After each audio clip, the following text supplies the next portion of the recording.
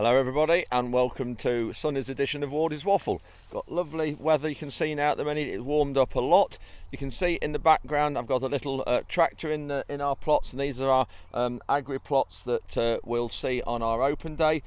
Just to touch on our open day, it's this Friday, June the 16th. Everybody's welcome. Please register with Becky. This is the email address to register to attend. We've got lots going on, we've got lots to see. We are going to be looking at these wheat variety trials.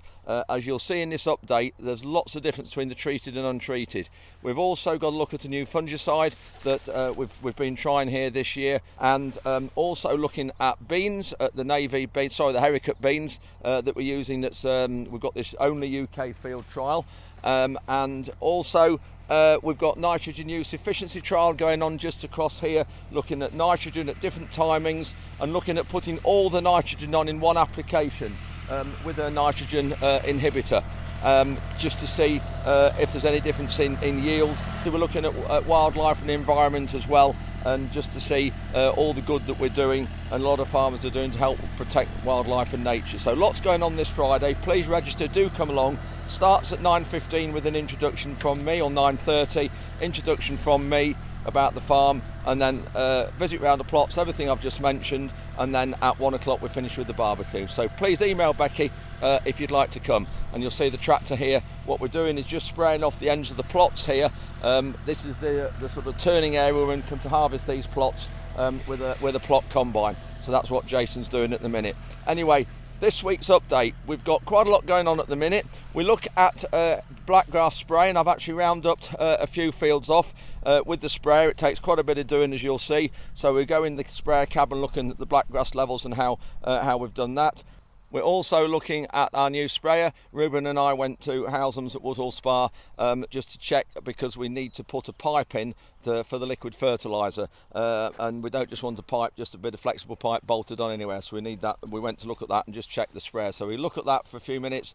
And also these plots, I've got Fred, our agronomist, with me, and we're going around some of these varieties to look at the difference, because there's huge variation in some of the varieties between treated and untreated. And the last thing is my neighbour just across there towards the trees was doing some baling this week, and because we've stopped doing haylage, I go in that field and just have a bit of a catch up and look at what they're doing. They're baling. We've got new baler and tractor and various outfit, and just thought it'd be interesting to see some baling of some grass for haylage, so we look at that as well. Anyway, that's it from me for the introduction. Hope you enjoy it. Please click like and subscribe, and we'll see you at the end if you make it to the end. This one's probably going to be about half an hour long because there's lots going on. So yeah, we'll see you at the end, and hope you enjoy it. Thanks for watching. Just arrived at Housem's with Ruben. We've just come to look at the sprayer. We've just got a few things to sort out with it on pipe work. We've got the filling pipe, which I'll show you in a second, but this is it. The wheels are a different colour. The wheels are sort of a silvery grey, the same as Sans. It sits a bit higher than our one that we've got at the minute. Quite a few things are similar. All this size here similar in the boom sort of shape of it, but we've got fixed hydraulic pipes now here rather than flexible ones, so that's a lot better. And just a quick look in the cab. Here's your AdBlue filling, fuel there, and the cab. We're waiting for our screen, which is Green Star. We're waiting for it to come back from Belgium, and these are the people who make Housem's software at the minute. It's gone to check the compatibility with it to make sure that it talks to the Housem system. So that's good.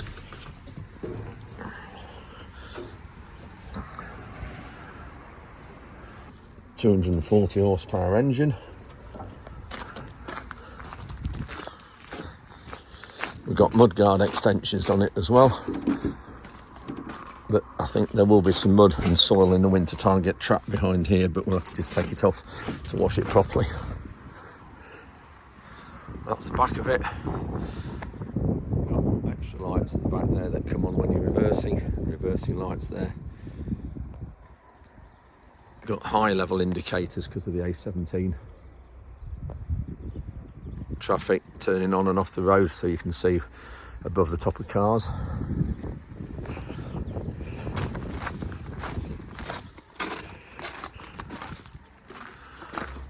So we're just having a look at the taps.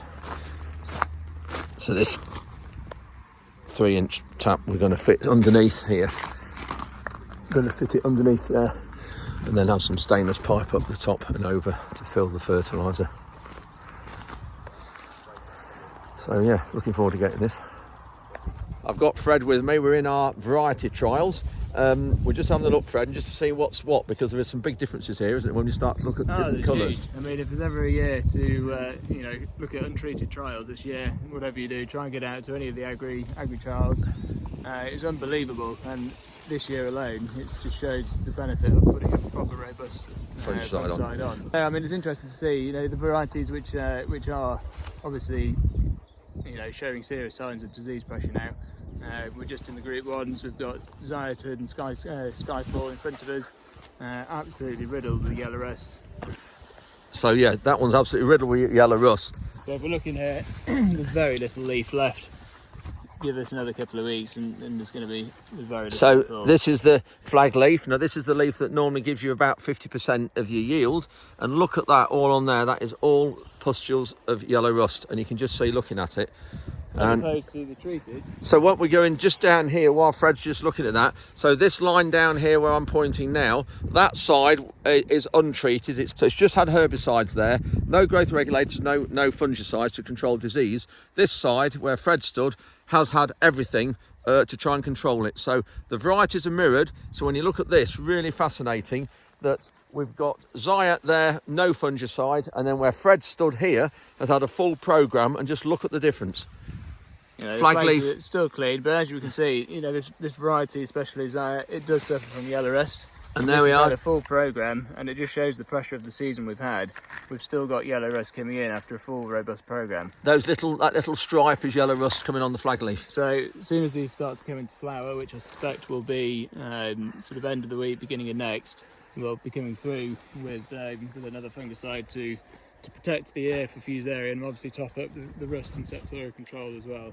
So I've just spotted here huge flag leaf on this one. What have we got here, Fred? So this is LG Partridge. This is a new variety coming through, but I question how long it will last for. This is the untreated side, and as you can see, it's bright yellow, full of yellow rust, septoria at the bottom. We'll just grab a flag leaf from here. So that is a flag leaf, untreated. Just grab a flag leaf treated, Fred, if you would, please. Look at the difference. So if anybody's any doubt as to what the fungicides do and how much protection they give, this is it. Incredible. So Fred, we've got a new variety here that I've just picked up on the length of the ears. Just huge ears. And respectably clean. Yeah, for not having anything. It's a KWS Skatum, which again is a new variety. So it looks quite promising at the moment, doesn't it? It does. It looks slightly earlier, slightly taller, but it's, you know, pretty stiff. Pretty stiff as well. I think that's had no PGR. Yeah, but when you look at the size of the ear there, I'll just take that one ear and just compare that literally to next door. Just grab an ear there, Fred, if you would. And when you look at the difference there, huge difference in ears. But yeah, so this one is Skatum, and when you look here, this has had a full programme, fungicide programme. And it's still pretty clean. Still pretty clean. Remember, it's the top 3 leaves we need to keep clean. They're the ones that gives the yield. The top flag leaf gives the most yield. That's that leaf at the top. Yeah, pretty clean that is. It's an interesting one to keep an eye on, that one, especially with the size of ear like that. Got one issue, you think, with having these large open ears? So with these large open ears, obviously, you know, there's lots of space between these and big gaps, which when it flowers, we get a disease called Fusarium coming in potentially. Yep. And that does worry me. That could be a bigger issue in this variety, Skatum, because obviously, yep, you know, there's more access for the disease to get into these spikelets.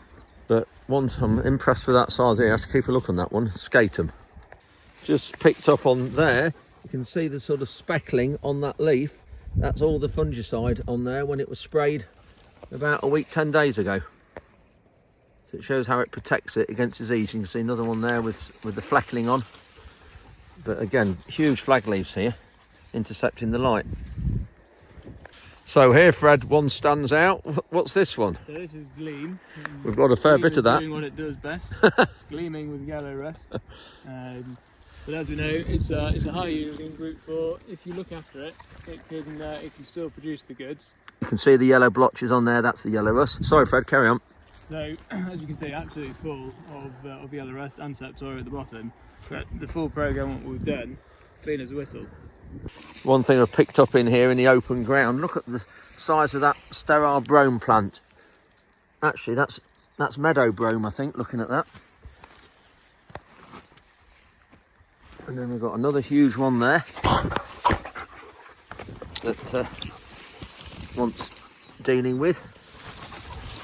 So this is Fred's dog playing with Nala. So here we've got a seed treatment trial. This is a variety called Fitzroy, but it's got latitude on, which is a seed treatment to help with take-all, which is a root disease. So that side there has had no fungicide, but it's had the seed treatment to help control take-all. Does it do anything else, Fred, apart from that? No, absolutely nothing. Nothing else. And the cost of it? Expensive. Expensive, yeah. 150, 200 pounds a tonne. This trial in particular, we're in a 5th year Yes. continuous wheat now. Yeah. So take-all naturally is going to be at its worst. Yeah. Of year 2 to 3, but then the soil builds up a natural resilience to it. Yeah. And it sort of hits an equilibrium level where it can kind of deal with a level of take-all. Which we're probably at now. We probably are. So we're going to see the least amount of control from the latitude now. Yeah. We're getting more damage from the dogs. From the dogs. Another variety here, which is a new one. It's LG grouse with BYDV tolerance. So BYDV is barley yellow dwarf virus, which is a virus that comes in the autumn with the aphids and it infects it if it's drilled too early. But this has got tolerance or resistance built into it. But looking at it, it's about the only thing it has got built into it. Yes, lacking other traits of Yeah. disease control. But So yeah, untreated. full of septoria. And there's treated. Same variety. Don't forget, all these are drilled, put in the ground exactly the same time, same day, same seed rate. It's just fungicide differences. So just looking down this open gap here where we haven't got any crop here. Another big plant of brome. 2 more there and there. Got to have been carried in by birds or something because there's nothing else. There's no other brome in this field. But just look, if they seeded, the amount of seeds that would come off that, crikey, come off that one plant, all that lot. So we need to get these just round up off or pulled out in the next day or 2. We're just in the sugar beet field opposite the trials, and this is the last sugar beet we drilled, which I think from memory was about May the 3rd or 5th, so about a month ago now, and not looking too bad when you look down the road, provides, especially considering it hadn't had any rain since it was planted. Very rough, knobbly here. Some plants there, weed there. But you can just see how dry it is because of the ground's cracking. Lots of cracks starting to develop, but really, Fred, it could do with 10 or 15 millimetres of rain fairly steady, or 20 mil steady. Oh, it could do, definitely. But you can see it's clearly very wet when it went in. Yeah. You know, you've got this sloughing effect. You've actually got a seed there, which is just being left in the. Yeah, look at that seed. Open, and it's not even chitted. It's that dry. There's your seed, not even chitted. And we've got a lot. There'll be quite a few like that dotted about, unfortunately. Yeah, we will. Lovely. So we will have some gaps. But considering it was so late and it's on very stiff, very tricky land here, probably 40% clay this side, I think it's all right for considering it went in so late. But the problem we're going to have is it really needs leaving in the ground right into as late as we can into November to put on some weight. But of course, if we do that, it's going to come winter wheat next year. It means might struggle to get the wheat in the ground. You got any aphids? So I'm just looking. Obviously, this has been treated with the seed dressing to protect against virus yellows in beet. Often they're found on the underneath of the leaves, and it's the wingless aphids that we're we're worried about, because they're the ones which are carrying the disease or the virus. But at the minute we're looking okay. There doesn't seem to be any aphid in here. So it's had neonicotinoid seed treatment because we've got the clearance and authorisation to do it. Length of protection for that? I mean, it all depends on the weather and the temperature and everything, but they like to say it's going to give you a good, 6 to 8 weeks. 8 weeks protection. But if you get really hot, scorching weather, then that probably might not be as long, and it depends on the pressure as well. Yeah. If you get more aphid in, it just increases the pressure. Just looking at the broadleaf weed situation here, we've got various things actually going on just here. We've got some cleavers there that's been affected by it. Will that go, or does it want a bit of help with another one? Well, I would say in the next couple of days we'll be back in with its second herbicide. It's only had one of them up to now. But yeah, as we can see, we've got a bit of groundsel coming in, a bit of knotgrass. Groundsel there, yeah. A bit of bindweed. Knotgrass, a bit of selection. Now that bindweed's been hit by it. We've got a plane going overhead. That's heading to RAF Waddington, which is not nice in the cloud down, not that far away. Yeah, and then we've got one here I spotted, Fred. Yeah, look, that's really hammered it, that one. There it is, yeah. There. So it looks like a bit of old knotgrass looking at that. Yeah. Nothing's been able to germinate. No. Thankfully the bees managed to get away. Yeah, yeah. So just looking down here, this shows it perfectly, the slottedness here. That's slot, and you can see the sugar beet growing there, right in the side of that. It's opening up now because it's dry. Another plant there, another plant there. But then you've got a big gap before we hit another plant. So there would have been, oh, there's one there growing, just growing. It wants a real good drink. We look across the rows, you can see there, that's the sort of plant spacing and plant thickness. I've just come over the hedge. One of my neighbours is baling some haylage. I don't think they are going to wrap it here in the field. You can see it's lovely quality stuff. They've got a big business that they take this back to the yard a few miles away and put it into smaller bales. We had wheat in this field ourselves about 3 years ago. So the benefit of this grass is from us doing all the deep cultivations and leaving it underneath.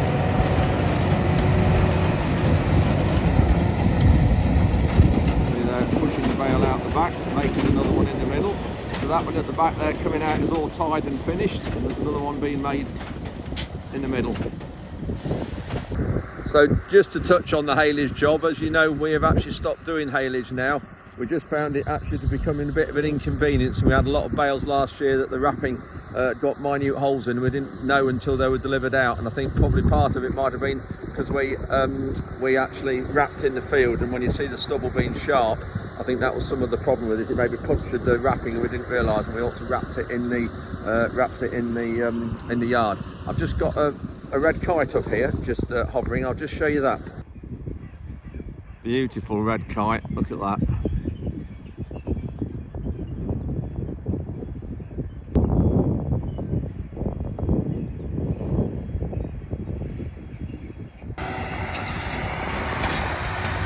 The baler and the tractor are both new this year. I think it's a 250 horsepower Feltra. You see the baler there just about to come out the back. There we go. And then they're just collecting the bales up as well. Apparently they're wrapped in the yard, these bales are. And I've just spoken to Jonathan on the tractor. They're wrapped in the yard. They've got stationary wrapper, and there's a forklift with a squeezer, unloads the bales off the trailer and then puts them on the wrapper in the yard, and they wrap them in the yard because this stubble, you can see, is really sharp. So when you look at that there, that is really sharp, and it will pierce the bale when it's when the wrapping, when it's taken off. Puts one bale on top of another.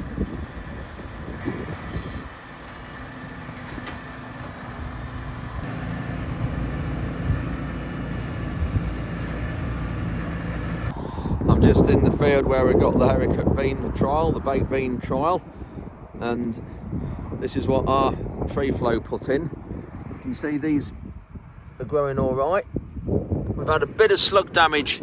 You can just see here around the edge of that leaf, and we've had to put some slug pellets on. You can just see there's a slug pellet there, that blue pellet in the ground there, and it has killed some slugs. I haven't been in here for a few days, so I can't show you the slugs because the dead slugs have gone. There's some more pellets. You can see the blue ones there. Need to come here early in the morning when it's a bit dewy and damp, because you'll see the slime trails on here. But to be honest, there's hardly any slug pellets about, and you can see with the bit of damage there is in some of these beans that the pellets have actually done some good. You can see there, that's just been grazed off a little bit. That plant should look like that. This is what was put in with that Amazon machine, because we've rolled it afterwards. Here's the black oats that's germinated. You can see there, the germinated nicely. This is the companion crop we put with it to sort of, so the beans will go up the oats, because these beans do go flat. So we're trying to get them to grow higher so it's a bit easier to combine. But the beans themselves just coming through, those that have gone into moisture, you can see one there just coming through, just nicely germinated. But it's very dry, so we do need a bit of rain, because I think some of these are there. We've got that has germinated, just, you can see there, cover that up, but we do want some rain.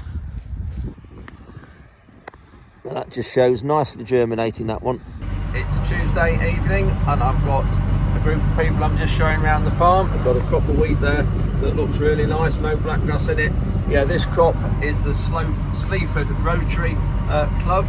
So there's only about 10 or 12 probably here. There's normally a lot more than that, but some have cried off poorly and some are doing other things. But yeah, great to show people like this around the farm. 1 or 2 farmers in the group as well, and there's 1 or 2 viewers of Wardy's Waffle as well, which is great. Thank you for that. So yeah, having a good evening, a couple of hours. Look, we've seen some machinery in the shed, seen the grain stores, talk about the environment and food and what we do for looking after insects and wildlife. We've got the feeder there. We've just gone past a songbird feeder as well, so it's good to just showcase what we're doing in producing food while looking after the environment, wildlife and nature. You see them in the back there in the trailer behind. Look at this, what we've got here. We've got a pheasant there and a couple of deer there as well. Who says the British countryside is devoid of wildlife?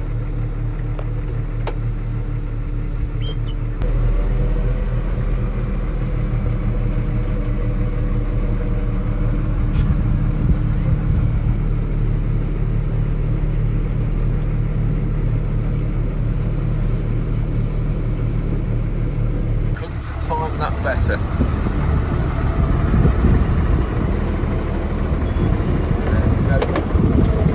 I was that busy filming the deer that I ran off the lane down into the barley field. Nala and Frankie have been as well.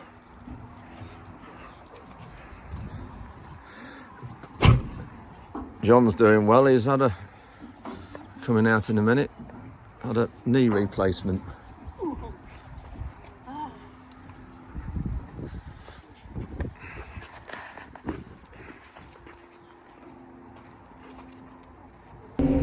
It's Thursday morning and this is the first chance this week I've had to come out with the sprayer and spray off some of this blackgrass. We've had too much wind because we are I'm applying Roundup here, which will kill the wheat and the blackgrass, but I'm only doing it in patches. But because this particular field is on the edge of the field and I don't want the Roundup to drift at all, and in fact anywhere in the fields that I've got to do, the odd little patches, we don't want it to drift, so it's the first chance. So up here I've got 1 patch to do, which is the first one I'm doing this time or this year, and I think this is the first patch we've actually sprayed out of blackgrass for about 4 years. We've done such a good job at controlling it, but I'll just flick the camera around and just show you the patch in the distance. So there is the area, you can just see through the window, that brown area, and we can't do this on GPS because it's a manual job, because I need to switch off a lot of the sprayer. So they're the sections I've got on the right hand side of the boom. They're just there waiting to go on, so I've left those on, and these red ones have gone red. They're all the other sections I've switched off, which are on the other side of the boom through there, because I don't want that part of the wheat spraying off. It's just that area in front of me. So there we go, we're now in this patch of blackgrass. You might not be able to see it through the dirty window, but that is now what we're spraying off. So it's going to kill the wheat, yes, but it will stop the blackgrass from seeding, which is important. As you can see, it's only got part of that boom on, and that side there's nothing on.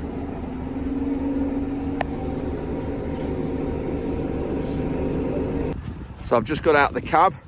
Now that blackgrass there, it's obviously in the area that I haven't sprayed, because I was only sort of spraying out there, but that'll be okay, because when we pull this in a few days, that will get pulled and taken off the field, as will these bits of blackgrass there. So if we just go into this area now that's been sprayed, you can just see now this sort of light brown haze up there. So all this now will be dead or dying. You can just see the glyphosate on that plant there. You can see there's spots. That's glyphosate, and it will have gone all through down on every leaf. So it won't be long. 4 or 5 days you'll start to see this patch go off. So we'll come back and have a look at it in another week's time. I've just pulled in another field now. This one's going to be a bit tricky to do because it's splattered about quite a few different places. If you look there, see that growing amongst the wheat, and then when you look around there, there's some more. So it's very tricky like this. You either end up spraying too much or you end up missing it. So this is the coverage map. This is just the little area I've done, but it's so difficult because I've had a little area on the right to do just through there, and then I've got a lot bigger area here to do. So what I've done is I've concentrated on that area on the right. You can see this is the area I've switched on. The black areas where I haven't done a little bit on the left, but now I've backed up because I've got a lot more here to do. So I'm going to concentrate on the left hand boom. So it's very difficult concentrating on the left and the right. So I'm just going to flick the screen now into the screen where I can see the individual nozzles, and that's just simply pressing that button there, and that gets the whole boom up now. And these are all the sections, sorry, not individual nozzles, sections. Got 16 sections on the sprayer. The very end of the boom has only got 1 nozzle. The next end of the section's got another 1 nozzle, then it goes 2 nozzles, then I think it goes 4, and then 8, and so all these sections have different number of nozzles on them. And but they're the ones that's on at the minute when I activate the switch that's on the back of the joystick there. So we'll just see how we get on, but yeah, not a very easy job. So in this screen, you can just switch nozzles on and off like that just by touching individual ones. So I'll do that because I only want some on at the very end of the boom. So I've just shown you this headland, the edge of this field, and you can see here why there's no crop on it. It's been very wet throughout the winter. Made a mess here, so it's really poor, this headland. This is why we've got to do quite a lot of remedial work this year on these fields and do a bit more deeper cultivations to remove the compaction underneath that's causing this to be wet. So that's it for another week. Lots going on, as you can see. I haven't done much about the roguing of the blackgrass because I just couldn't fit it in this week, but we have been going since Wednesday. I'll try and get some in the midweek update next week, but obviously I'm going to the cereals event on Tuesday and Wednesday, both days. And I'm also going to the Lynx and Air Ambucopter on Wednesday afternoon, so hopefully I'm going to get some footage for that for a future edition. So huge amount going on to get put in the waffle, but thanks very much for watching. I am in studying one of our field of beans at the minute. I will just turn the camera around there. You can just see how well these are looking at them. They're sort of above the elbow size now, so they're probably 15 inches tall. There is some weevil damage. You can see the ends of the leaves are chewed in some situations. Flowers aren't here yet, but they won't be long. The flowers are starting just in there. Look, you can just see them starting to form, so they won't be long before they come out. But yeah, these are very behind, obviously, because they weren't planted until the 21st of June. Anyway, that's it with for this update. Thank you very much for watching. Please click like, subscribe, helps all the viewing figures, and we'll see you midweek.